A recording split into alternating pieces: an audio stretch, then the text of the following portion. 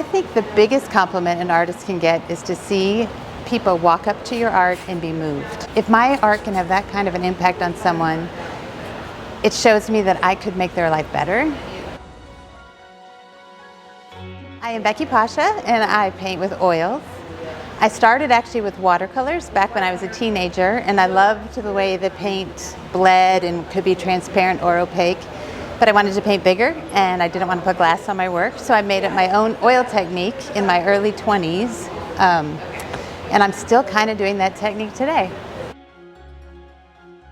My dad was a great interior designer and I always wanted to be a designer too. But my family moved from St. Louis to Kansas City when I was 15, and I was the new kid in high school, and my schedule said I had to go to Art 101, which was wrong. I didn't sign up to be in Art 101. But I went the first day, and all the people in my class seemed kind of fun, and since I knew nobody, I stayed. And my first painting was of an artichoke with lemons, and it won the Purchase Award. My school bought it, and it hung in the library until it was stolen. It was stolen many years later, yeah. I've been painting ever since. So if I had not been in that class by accident, I never would have started painting. And so I did get my degree in interior design, but I realized quickly that I'd much rather paint a custom piece for someone's home than do all that shopping. I just wasn't a shopper. I could see it in my mind, but there was no internet back then, and I just did not want to waste all my time looking for a lamp when I could do a really great painting and rearrange our furniture instead. So I've had my own art business since I was 21. I call it suggestive, which sounds funny, but I actually love to suggest an idea in my work without telling the whole story, so that the viewer can fill in the blanks. So like for example, I'm starting a sky right now. I paint a lot of skies, and I always paint mainly with this big spatula. 80% of the painting is with this spatula. So I just work it, and it gets really slippery and messy. And then I can come in with big soft brushes and just feather out edges and things, and it ends up having the feeling sort of a watercolor because of the way it can bleed and be unpredictable. I don't like the hard lines so much. I'm more of an atmospheric painter, and that's basically my technique, but I'm still trying to perfect it. Haven't painted my best one yet.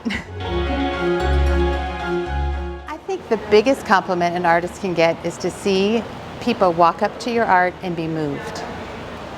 And it's not always doesn't have to be a good movement. Maybe they don't like it, but if my art can have that kind of an impact on someone, it shows me that I could make their life better. And I love to enlighten people. So I just try to paint light. I try to paint air.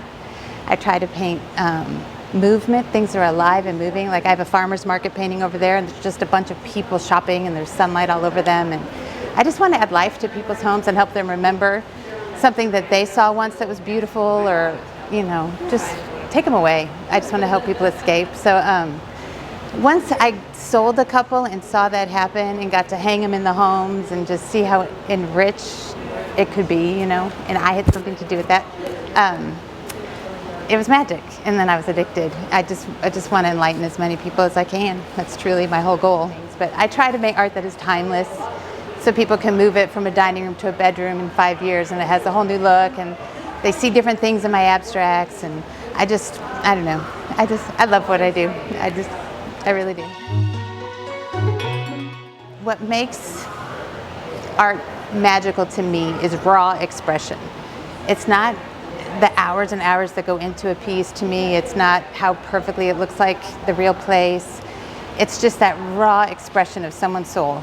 And I feel like I'm slowly getting better at that. It takes time, and I can overwork everything like any artist can, but sometimes the ones that go the quickest, and they're just fresh and quick, and I don't know, I can't explain it, but there's a rawness that is my goal. And I love to paint the big abstract dancers or the poppies or whatever it is. I don't care about the subject as much as the movement and just that raw expression of joy or light or whatever it is I'm trying to express. But